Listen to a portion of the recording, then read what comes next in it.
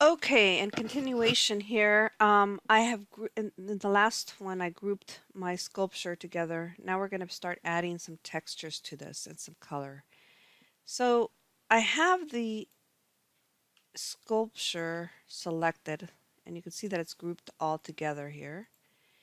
And let's talk a little bit more about the tools that you see right next to any object. First, you have attributes.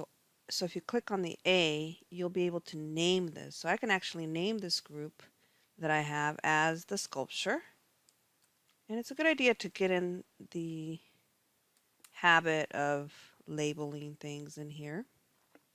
Um, then you have linking and animation, which we're not using right now, but I just wanted to point out that you can name your objects there.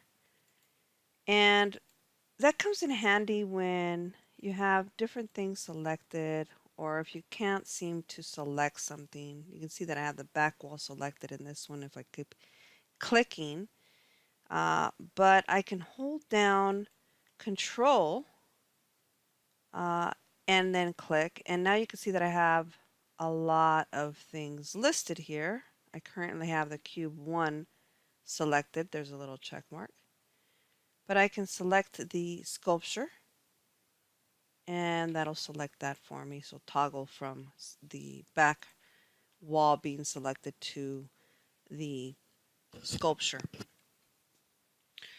Okay, there are two ways to get to the materials to add some texture here.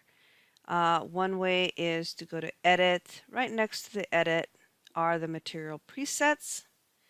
And let me explain this a little bit. What you're seeing right now are different textures that you can put on, and then a nano preview of them on a sphere. At the very bottom of this nano preview for the materials, you'll see a little down arrow, and you can choose current selection. So if you have something selected, it should appear there, although I don't really use that very often. But you can toggle through and see what the textures are here. You have different categories here, so you have buildings, city maps, flooring, painted, and walls. But that's just a subcategory of a category itself. So here is architectural. Down to the side of that, there's a little down arrow.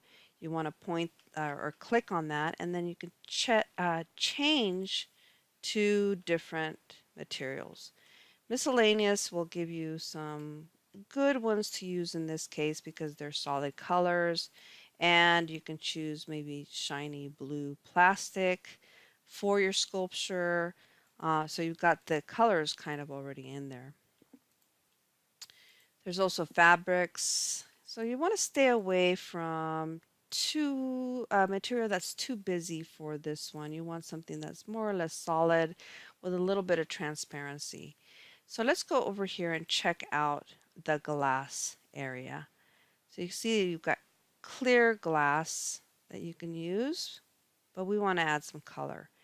And what I'm looking for is either blue or orange, and I have to decide whether I'm going to use those complementary colors and where. So for example, is my sculpture going to be all one color, or is the background and tabletop going to be the other color? So I've got to decide where I'm going to apply my blue and where I'm going to apply my orange. In this case, I think I want orange to be my sculpture. So I'm going to pick this one that's closest, which is the red glass. Now, word of warning, since we're using glass and it's very transparent, it will take some time to render.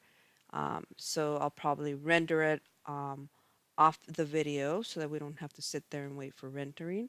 And then I'll come back with it rendered.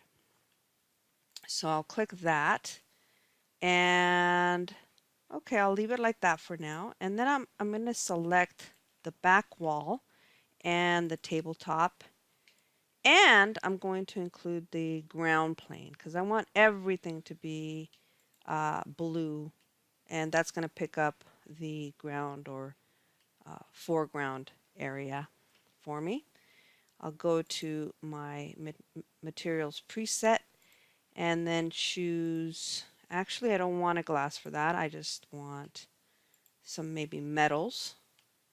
And I'll use perhaps a dark blue.